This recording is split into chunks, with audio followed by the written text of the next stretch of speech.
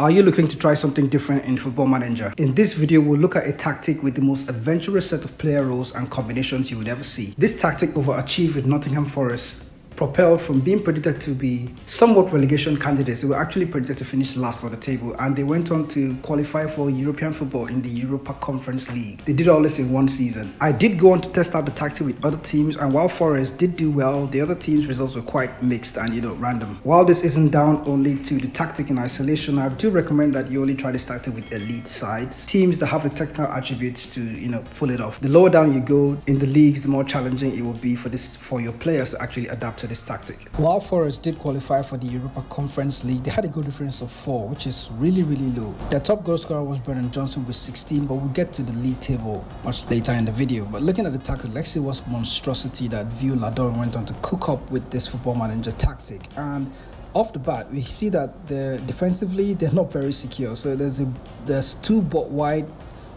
wide centre backs on support duty, and then the one central defender trying to hold fort, and then you have a super keeper on defender. You have two inverted wing backs on attack duty, a regista as the only central midfielder. This is just crazy. And then Anigons in the number 10 role with two shadow strikers getting up front and an advanced forward on attack duty as well.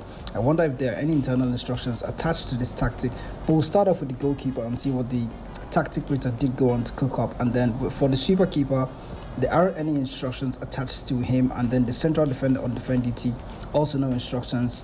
Only the wide centre backs on support duty, left and right, do have identical instruction, which is to dribble more and to shoot less. So they're also expected to be high up the pitch. So essentially, there's only one player defending in this tactic besides the goalkeeper. And then you have an inverted wing back on attack duty, shoot less often is the instruction. Left and right, they both have identical instructions. And then your main playmaker in the deeper role here is a regista on support, and he has been asked to shoot less and to dribble more. So everybody's just expected to get forward. Nobody's really responsible for trying to close the gaps and try to stop the opposition from scoring, which is probably among the list of the worst things you can do with Football Manager. So defensively, this tactic isn't really set up to try and protect the goal, and for some reason we're actually looking for ways to go ahead and try to score as many goals as possible without thinking about how your team is going to defend. By all means, you can go ahead and use this tactic. Going into the shadow striker on attack duty, they've been asked to run wide with the ball and shoot less often while staying wider, and also both shadow strikers have identical instructions. Wow, this tactic is just completely bonkers, I have to admit. Advanced playmaker or advanced forward, we're going to use the player search because there is sometimes Football Manager does this where you can't actually select striker, so I have to go through the player selection and then see the internal instructions for the player, and then he has been asked to dribble more and to shoot less often as well. Player instruction wise, I think we got that covered, so there isn't much as to any internal player instructions that are too fancy. Everybody's kind of having mirror selected instructions. And then for team mentality is generally positive. And looking at the approach play here, we do have that the team has been asked to show them attack down the left hand side and the right hand side. You can see the ideal shorter passing with slightly higher tempo. No other instructions has been selected, fairly wide. Everything is kind of just kept in plain blank slate, and a lot of emphasis on going down the wings, even though you have inside or inverted wing backs cutting inside and trying to protect the central midfield alongside the regista on support. In transition, counter press and counter selected, and then just the one centre back really, because I don't really count the wide centre backs as centre backs for this tactic.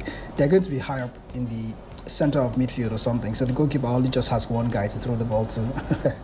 It's going to be hilarious how this tactic goes on to work. And then out of possession instruction, high press, and then standard. So I think off the bat I can see that this tactic, probably because they had a standard defensive line, I think if the defensive line was a lot higher, they might have been secure defensively. I don't know, that's just me thinking outside the box. And then professional goalkeeper distribution, and then much more often trigger press, that has been selected. And like we mentioned, we're going to look at the teams in structure, or looking at the competition, the stats as to how they did with the tactic. Nottingham Forest, did I mention they went on to qualify for the Europa Conference League, and they lost 15 times in the league. So this is probably down to all the other teams not doing so well.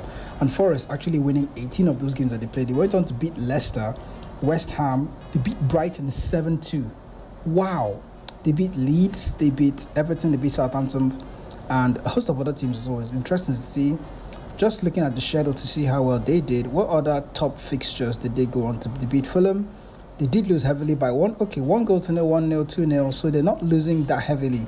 except to Manchester United by 4-0, but then they beat Brighton 7-2. That's a big one. And towards the end of the season, the tactic sort of peeled off. There's a 4-1 defeat here to Bournemouth. Oh, not bad. Not bad at all. So looking at the other teams that we did test it with Brighton themselves. So it's probably why Brighton went on to lose 7. It's Brighton, right? Brighton went on to lose 7-2. And then Sassuolo and Udinese were going to try and check what Udinese or Sassuolo went on to do. They finished in 9th and 10th, so nothing too fancy with their own season. Domenico Berardi had the highest amount of goals in this sense, and he is in Sassuolo. Sassuolo ended up finishing 11th. Looking at the goal difference again, another small margin between goals for and goals against. So the tactic will go on to concede a lot of goals, but they will score a fair number themselves. But the defense is just too open with this tactic, and it's probably why the team's going to go on to concede that many goals. But that is basically, to me, the most adventurous tactics I've ever seen in Football Manager. I actually need to find a way to get this to work. And looking at the tweaks that I'm suggesting so far, a higher defensive line, and maybe the wing backs the wide centre backs will play as players on defend duty. I do like the inverted wing backs on attack duty. I just think the regista role is a bit too adventurous, so there's nobody here. A defensive midfielder will probably work best in this scenario, just to try and tweak it, make it a bit more solid defensively, and well, hopefully. As I mentioned before, this isn't my tactic, so I'm going to attach a link in the description so you can download the tactic directly from the source. You can try it out for yourself, have some fun in Football Manager, do something different. And I do recommend this tactic if you've gone past your first 2 or 3 seasons on Football Manager and you have a bunch of wonder kids in your team and you can't really figure out how to put them into a new system and you want to try something extravagant. You can go for this tactic. You can check the video description for the link for download. And if you also want to talk about tactics, remember to hit me up on Discord and also via Twitter. I think my Twitter is probably going to be back now, but you can come on the Discord channel and then you can share your tactic ideas, share your tactics that you're currently using in your team. We can chat on Discord. And notice that as much as we do like to comment and to have interactions in the comment section, and notice that Discord server is quite helpful as it offers more options that you can share your tactics via pictures, screenshots, images, and all this kind of stuff. So I'll catch you in the next video.